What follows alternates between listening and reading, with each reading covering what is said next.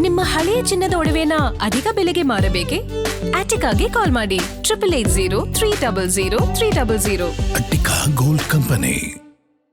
ಕರ್ನಾಟಕದಲ್ಲಿ ಕಾಂಗ್ರೆಸ್ ಯಾವಾಗ ಚುನಾವಣೆಯಲ್ಲಿ ಪಂಚ ಗ್ಯಾರಂಟಿಗಳನ್ನ ಆಶ್ವಾಸನೆ ಕೊಟ್ಟು ಅಧಿಕಾರಕ್ಕೆ ಬಂದ ಬಳಿಕ ಆ ಯೋಜನೆಗಳನ್ನ ಜಾರಿ ಮಾಡ್ತೋ, ಹಲವು ರಾಜ್ಯಗಳು ಇದೇ ಮಾದರಿಯನ್ನ ಅನುಸರಿಸ್ತಾ ಇದೆ. ಈಗ ತಮಿಳುನಾಡಿನ ಸರದಿ. ಕರ್ನಾಟಕದಲ್ಲಿ ಜಾರಿಯಾಗಿರುವ ಶಕ್ತಿ ಯೋಜನೆ ಮಾದರಿಯಲ್ಲಿ ಕೇರಳದಲ್ಲೂ ಕೂಡ ಸೋಮವಾರದಿಂದ ಕಾಂಗ್ರೆಸ್ ನೇತೃತ್ವದ UDF ಸರ್ಕಾರದ ಪ್ರಿಯದರ್ಶಿನಿ ಯೋಜನೆ ಶುರುವಾಗಲಿದೆ. ಇದರಡಿಯಲ್ಲಿ ಮಹಿಳೆಯರು ಮತ್ತು ತೃತೀಯ ಲಿಂಗಿಗಳು ರಾಜ್ಯದ ಸರ್ಕಾರಿ ಬಸ್ಗಳಲ್ಲಿ ಉಚಿತವಾಗಿ ಪ್ರಯಾಣ ಮಾಡಬಹುದಾಗಿದೆ. ಕೆಲವೇ ಕ್ಷಣಗಳಲ್ಲಿ ಸಿಎಂ VD ಸತೀಶನ್ ಈ ಯೋಜನೆಯನ್ನ ಅಧಿಕೃತವಾಗಿ ಉದ್ಘಾಟಿಸಿ ಥಂಪನೂರ್ ಬಸ್ ಟರ್ಮಿನಲ್ನಿಂದ ಕೇರಳ ಸರ್ಕಾರದ ಸಚಿವಾಲಯದವರೆಗೂ ಕೂಡ ದರ್ಬಾರ್ ಹಾಲ್ಗೆ ತೆರಳಲಿದ್ದಾರಂತೆ. ಈ ವೇಳೆ ಎಲ್ಲ ಚಾಲಕರು, ನಿರ್ವಾಹಕರು ಮಹಿಳೆಯರೇ ಆಗಿರ್ತಾರೆ ಅನ್ನೋದು ಕೂಡ ಇಲ್ಲಿ ಗಮನಿಸಬೇಕಾಗಿರುವಂತಹ ವಿಚಾರ. ಬಳಿಕ ಎಲ್ಲ ಡಿಪೋಗಳಲ್ಲೂ ಕೂಡ 9 ಗಂಟೆಗೆ